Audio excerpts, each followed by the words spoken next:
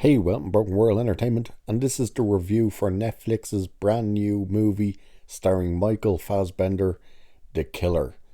The movie is from David Fincher and is about an assassin who screws up in a mission and ends up having the consequences come home to his front door. So it's an interesting film. It's a bit of a slow burn. Don't expect it to be this big action thing. I'm not going to put any spoilers or anything in this. Is it literally only dropped, and people are probably more interested in it than anything from DC or Marvel or something like that. But he plays an unnamed assassin because he's just many aliases. So it opens in France, and the movie is done through chapters. So there's 6 chapters. The first chapter is the target. The second chapter is the hideout. The third chapter is the lawyer.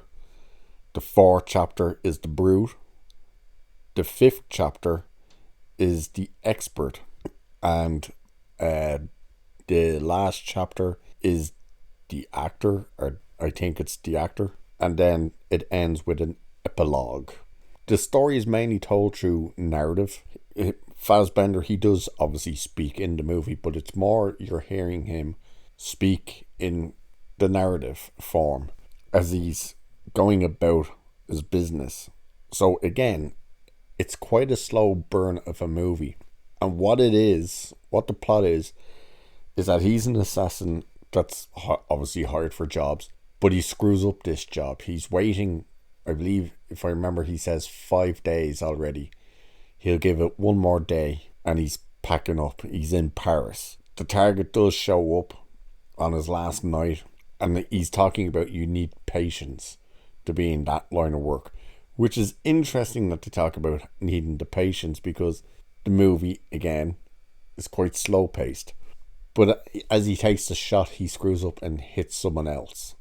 In return for this, he leaves. He goes home where he finds that his girlfriend has been attacked and his home was trashed. It turns out because he screwed up that mission, the person who hires him, who's the lawyer, hired more assassins to try and take him out. So it's basically about him getting to each person. And it's not because they're trying to kill him, it's actually because they hurt his girlfriend. So it's quite an interesting movie. It's a good performance from Fassbender. He's got some strange quirks. He's always listening to music. Music seems to be the big thing with him. Mainly the Smiths, oddly enough. It moves from place to place. You know, we're not just sticking in one area. He's in Paris, he's in New York, he's in Chicago. His home is in the Dominican Republic. Stuff like that.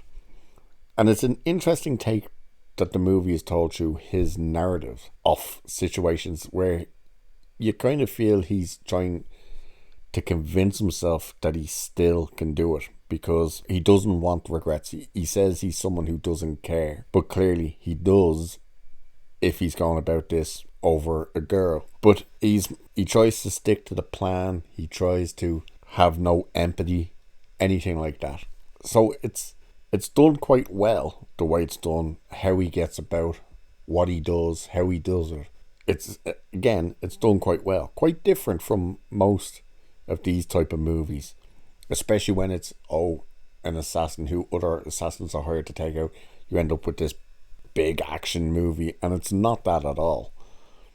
The main bit of action, if you want to call it that, is when he has to take on the brute, which is more of a physical fight than anything. It's definitely worth a watch.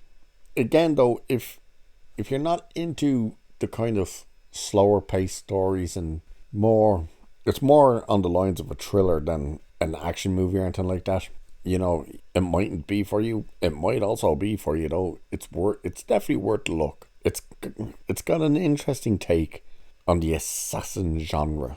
It's got a good performance from Fassbender, and Tilda Swinton is in it as well, as is Charles Purnell. And this is the first thing I've seen Fassbender in probably since Alien Covenant.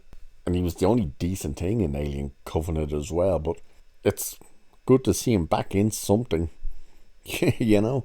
But yeah, The Killer. I would recommend you giving a watch. Again, it's not going to be for everybody. It's a David Fincher movie, you know, from Netflix. There's no wokeness or anything in it like that, you know. It's not like women are running around beating the bejesus out of 6'5", 260-pound dudes or anything like that. It's just a single kind of story told through 6 chapters, and it's not like it stops and starts or anything. The movie flows. It's just you come up with each chapter for what's going on, what the next part of the story is. So it's interesting. It's definitely unique. So if you're gonna give it a watch, give it a watch.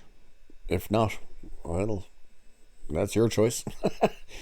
You might like it, you might not like it. Again, judge when you look at the poster and stuff, you might expect something completely different to what you actually get. So just keep that in mind. And I didn't actually watch any trailers for this either. So I've gone into it not knowing anything other than Fassbender was in it. So that's it. That's the review. That's all I can really go into without spoiling it on you. For Netflix's and Michael Fassbender's The Killer. So with that, I'll leave it there for this one. So cheers. I'll catch you in the next one.